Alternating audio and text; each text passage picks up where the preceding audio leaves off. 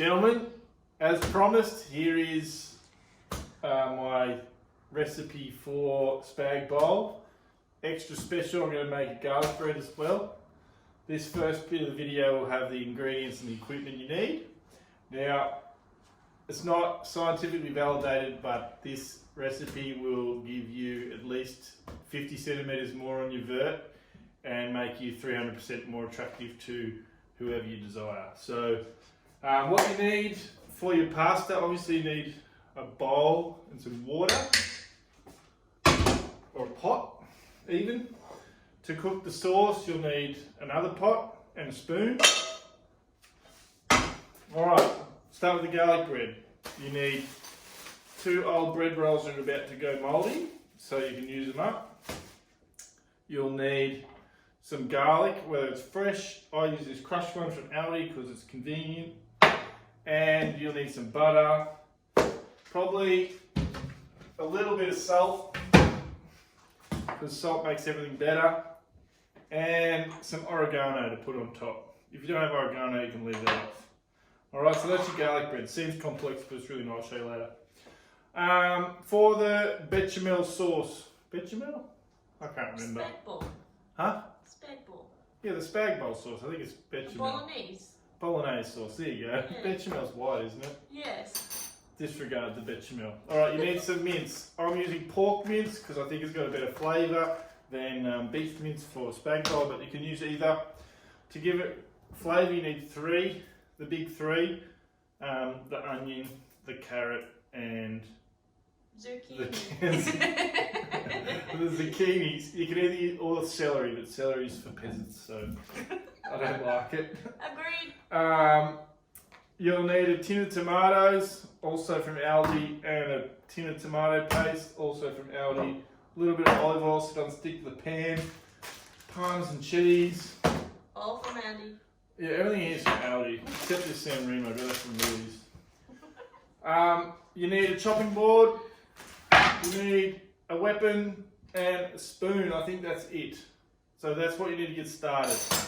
I'll type all that stuff into a list so it's easier to consume. But I'm going to get started on the cooking. Press stop, please. Step 2.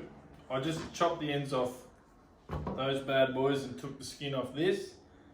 If you don't know how to dice an onion, I will show you that. But you essentially need to grate your ingredients. Pretty easy to do. You just get real aggressive with it. The zucchini goes real fast. The carrot takes a while. Watch your fingers. Huh? Watch your fingers. That'll be in the blooper reel. The reason you do the vegetables first is because you extract the natural sugars out of them when you cook them, and then that goes into the meat. And the meat's fatty, and fat carries flavour. And so that's what you do. Watch your fingers. Leftovers for the chef. Chefs always taste their food, and it tastes like a carrot. Alright, dicing an onion. Take the skin off, leave the husky bit there on the end. Go underneath, like that, not all the way through. And you're ready. Do your lanes, and then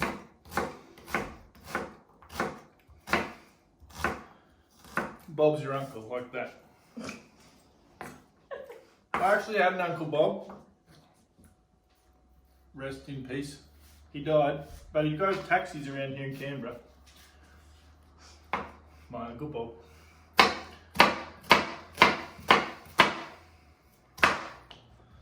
Anyways, that's how you dice an onion. That's all we've got time for section 2 of this cooking. Next view, we're going to be over on the stove. Cook this stuff. You can turn that off now. Alright, so I've preheated this to a high heat. I've got to cook down the vegetables we chopped up a little bit. So about a tablespoon of your olive oil. We're going to do the onion first. You're going to cook that down until it goes translucent. And put in enough garlic to fend off all the vampires. And coronavirus. We'll put in CardiB there, eh? Yes. Guess what, bitch? Coronavirus! Coronavirus! I'm telling you, shit is real! Shit is getting real! Pretty much cook that down, like I said, till translucent. Then I'll add in the carrot and the zucchini. Cook that down, then we'll put in the mince and you'll see it. I'm going to screenshot or take photos of each step of the process. Okay, that onion's been in there for a couple minutes. It's getting aromatic, you can smell a lot of garlic, so it's time to put in this stuff.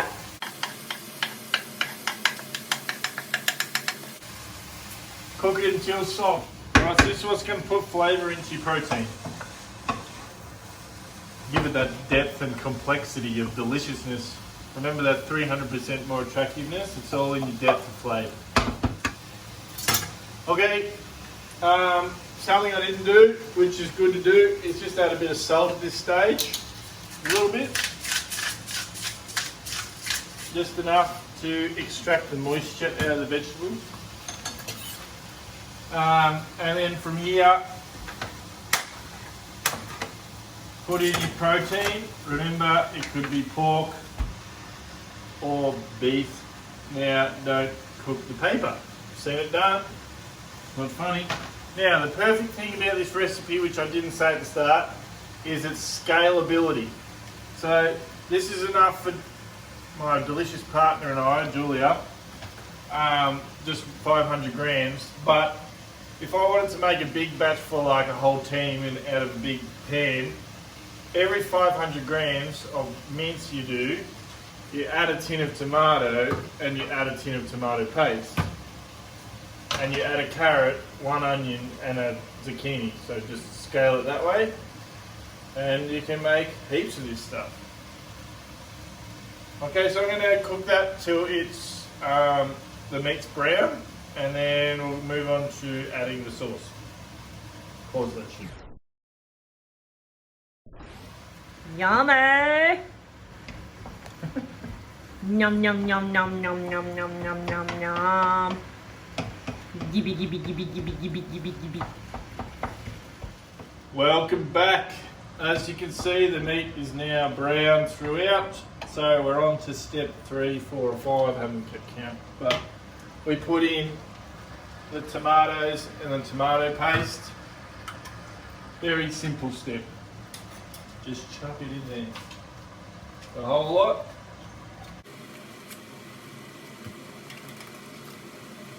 I don't know if this does anything for flavour, but it makes the colour. And when your food's visually appealing, you've won half the battle.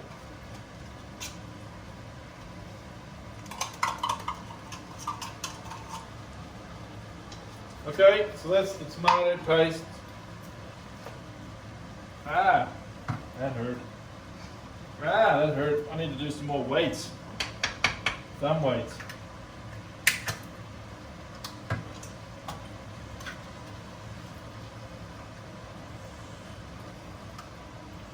That goes in. I'm going to put a little bit of water because it helps it go further. Just tap water.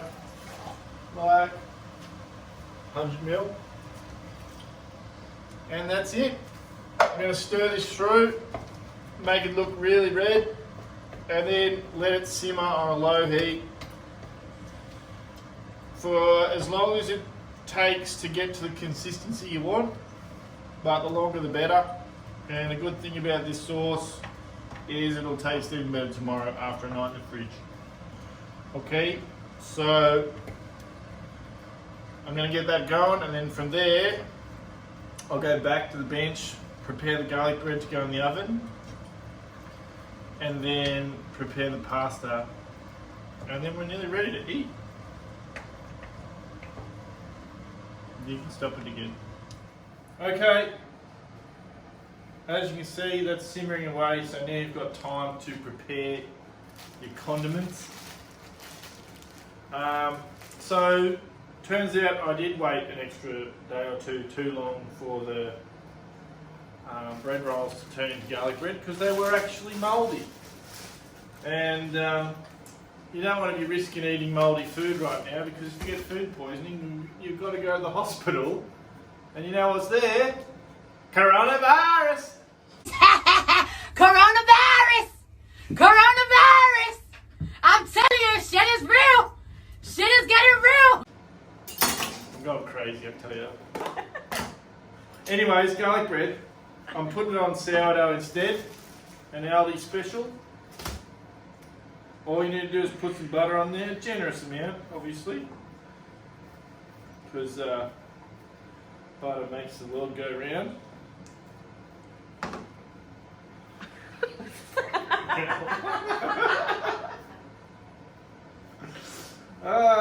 Dear oh dear.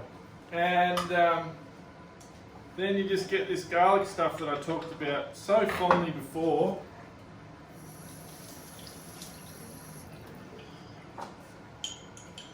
And spread that on there too. That's a lot. I'm pretty liberal with the garlic, as you can see, but you just want to spread that in there. You won't be kissing me tonight. Oi. You're eating it as well. I'm going to put up with you.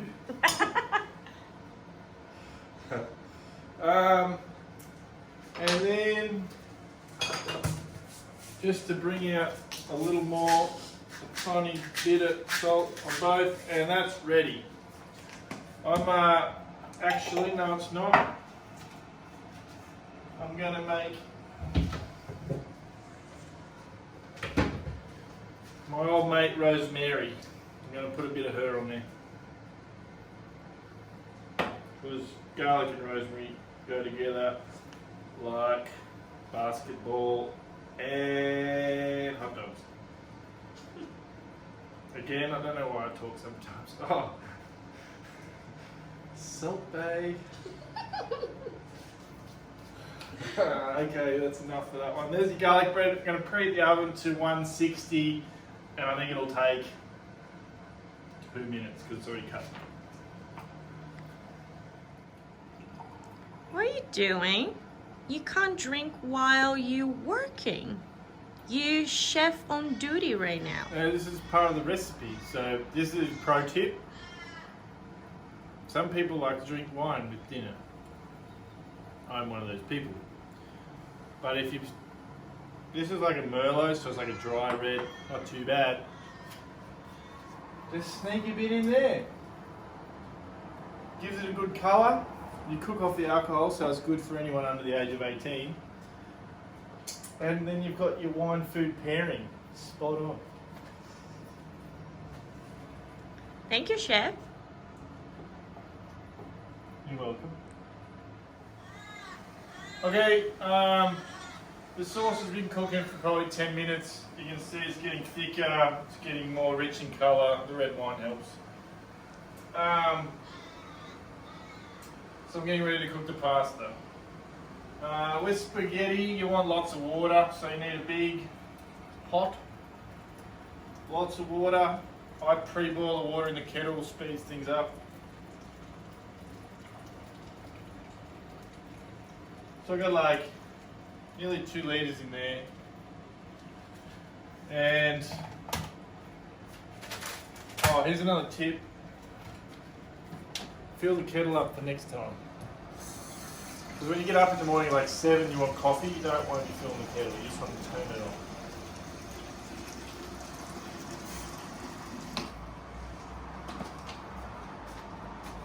on. Ready. So yeah, and then in there you want to heavily salt the water. Like heavily.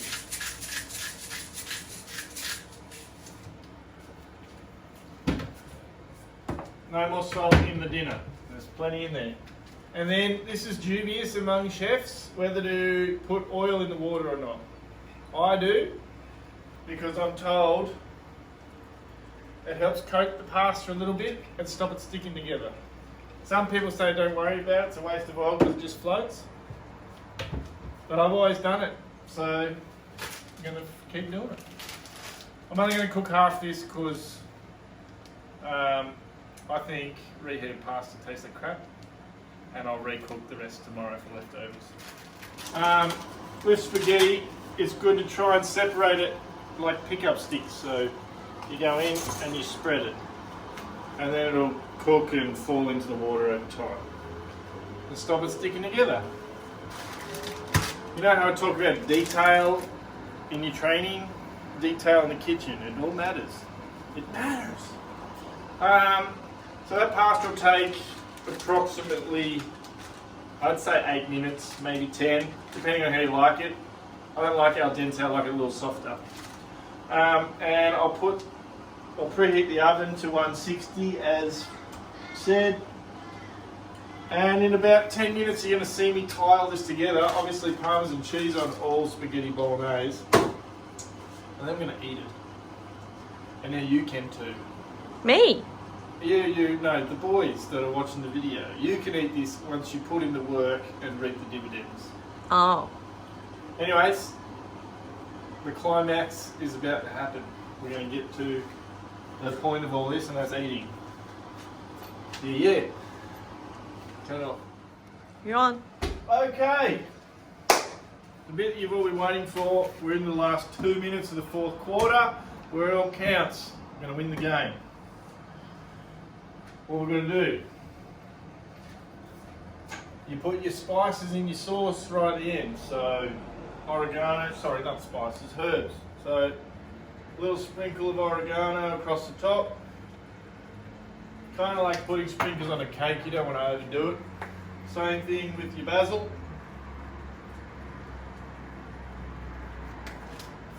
Perfect amount. Stir that through. And that gives you your aromatic last piece of flavour. And all good cooks try before they sell. It never fails. It never fails. Okay, pasta. Got to make sure it's how you like it. Come here. Yep, that's ready. Turn that off. It's good to have a big board because then you don't have to do stuff. Put that in the colander. I can sit there now. Look at that, pasta didn't stick, not one piece stuck together. It's either because of all the salt or the oil or the pickup sticks technique which I showed you. Okay, we need to grate some Parmesan cheese.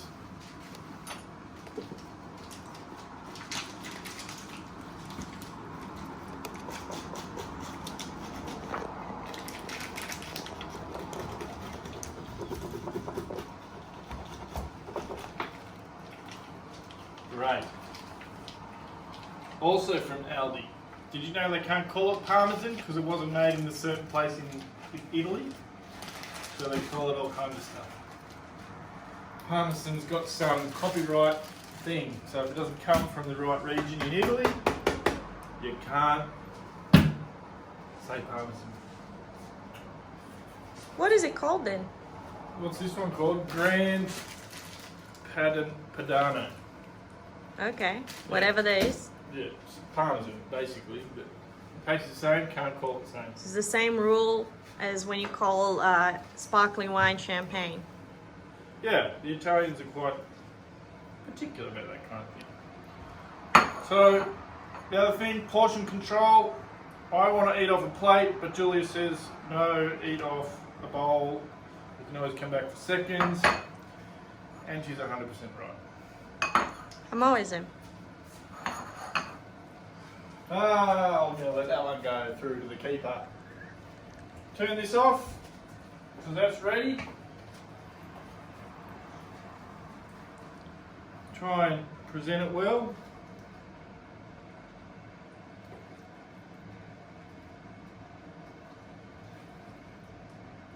I like a hearty spag bowl, so a 1-to-1 ratio of pasta to meat. Yeah, that's lots. And then this should be done. I hope I haven't burnt it. Oh, it's perfect.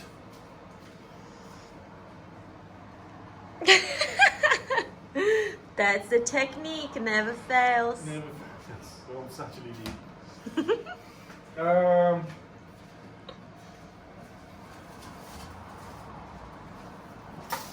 Bit of GB.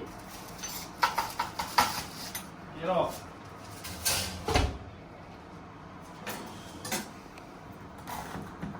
Look at that crispy goodness. Put a few angel wings in there. Oh, wow. Put a few angel. Whoops. Did you see that? No. Put a few angel wings in there. 2 forks. Currently only got 1.